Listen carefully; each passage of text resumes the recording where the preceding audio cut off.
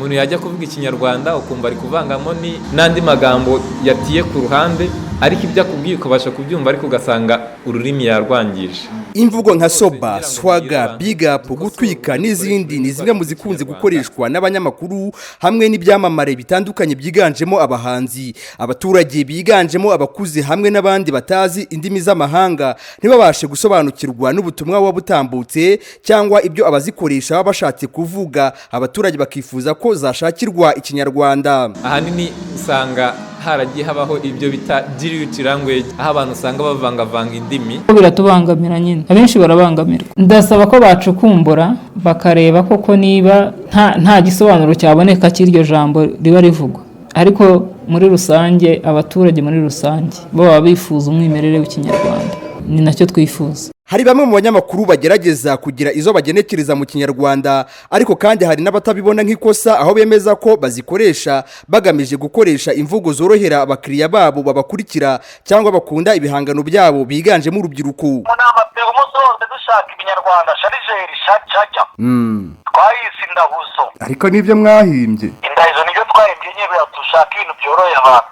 Ese umuturage yo kugisagara imukanda yamenya shajya icyari cyo.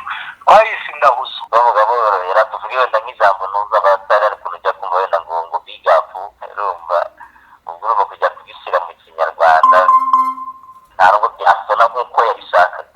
Akenshi bayakoresha mu rwego rwo kugira ngo ntumva message ari gutanga ise nkaho yoroshye, kandi nanone ugasanga benshi bararirimbira nyine abo bantu urubyiruko nabo bashaka utwo dufirenge bisa nkaho tuboroheye. Iyo ugiye kuririmba ikinyarwanda cyimbitse hari igihe birangira abafana babo. Kuri iyi ngingo Inteko Nyarwanda y'Umuco ivuga ko yiteguye gufasha abanyamakuru n'ibyamamare kujya banoza neza ikinyarwanda, by'umwihariko kuri aya magambo akunze kugaragara nk'adafitiwe ikinyarwanda bigatuma abaturage batabasha kuyumva, nk'uko Jean Claude Uwiringiyimana umuyobozi wungirije w'Inteko Nyarwanda y'Umuco ushinzwe ikinyarwanda bisobanura. Inteko y'Umuco rwose twiteguye gutanga umusanzu, ariko uruhare runini ni babandi bangiza ikinyarwanda nkana badategura ibyo bagiye kuvuga, ariko noneho na wundi udafite ubumenyi runaka cyane cyane ku bijyanye n'amuga. Reka nyagaruke amuga nk'amagambo tuvuge amagambo yakoreshwa mu myidagaduro ntihazemo kuvanga, yakoreshwa mu kiganiro runaka ntihazemo kuvanga. Ibyo biri mu nshingano z'Inteko y'Umuco.